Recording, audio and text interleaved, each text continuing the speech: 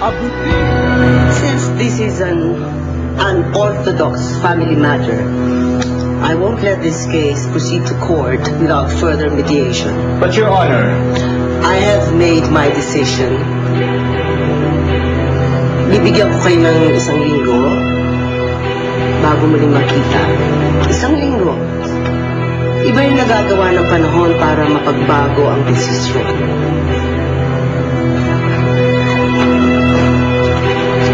What's this? it's a prayer of temporary restraining order of the complainants against the plaintiff. Na hindi pwedeng lumapit sila sa bata o makita man lang ito habang umaandar ang kaso. Teka lang, hindi ninyo pwedeng ipagbawal sa akin ang anak ko. Hindi mo siya anak.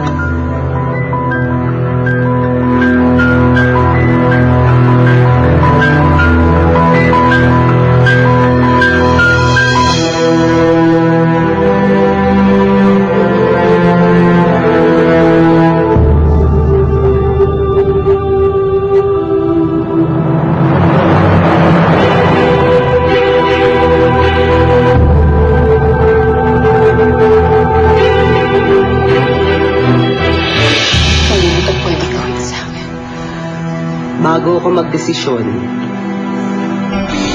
gusto ko munang makausap ang mga witnesses ng original case. Attorney Enriquez, dali mo dito si Magda Pasigan. Yes, Your Honor. The prayer of the TRO is not related to the custody case and must be viewed on its own merit. Attorney Mary, let me be the judge on that, so to speak. Yes, Your Honor. Hindi ko makakalimutan ito. Lalaban. Naisakit ang anak ko ngayon dahil sa mga nangyayaring to, dahil sa gulong to. Ano gusto mo? Pag-agawan natin yung bata hanggang sa mamatay na lang siya? Sinisira mo ang buhay ng anak ko. Kaya ako siya ilalayo sa'yo.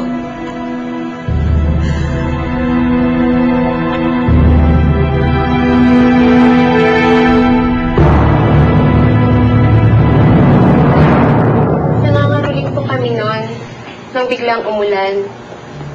Ang sabi pa nga namin noon, parang ngayon lang nangyari yon na magpapasko, umuulan pa rin. Kaya nakisilong po kami sa may Belen. Tapos, nakita namin yung bata, umiiyak. Kaya kinuha ko na lang po. Hindi ka man lang ba nag-antay kung may babalik? Umuulan po kasi noon. Nagmamadali na rin kaming umuwi. Another question, Your Honor. Your Honor, can we cross-examine the witness here? We may do so, but this will not be a part of the official transcript. We're still in the mediation period. We understand, Your Honor. Ano mo, anak? Ako lang naman masusunod eh. Siyempre, mas gusto ko kung saan ka mas masaya. Pero, alam mo naman na mahal ka ng nanay mo, di ba? Sino pong nanay? Anak naman, siya kasi nanay Nancy mo. Ikaw, minsan mo lang nakita yung totoong nanay mo, nagduda ka na kagad kay nanay Nancy. Anak, lukso ng dugo yun. Hindi napuputol yun kahit na matagal magkalayo ang mag-ina. Alam mo, kung buhay si Nati, siguro nagdurugo ang puso niya kasi hanggang sa apo niya umabot na ang away ng dalawa niyang anak. Oo nga, Nay. Kung buhay nga po si nanay Nati, siya lang ang makakapaghinto sa gulong to. Sana matitigil na lahat to. Siguro nga, pag buhay siya, hindi na tayo takot na magkakahiwalay-hiwalay tayo. Sana po buhay si Lola natin. Ano ba yan? Kanina ka pa text. Sino ba yung ka-text mo? Bumalik ka lang dun sa pag-i-emote mo. Don't mind me. May ibang lalaki ka na ba?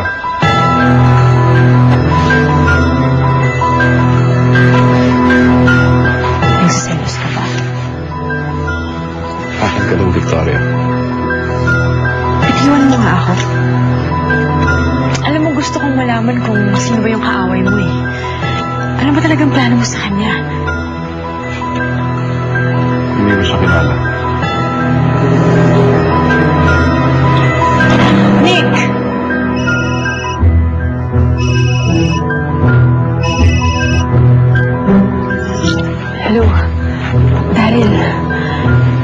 hanggang kailan ba ako makikipaglaro kay Nick? Ayoko na talaga siyang makita eh. Wala rin naman kasasangkan na kwento sa akin. Sige. Victoria? Tatawagan na kita ulit ah. Sino naman yung kausap mo?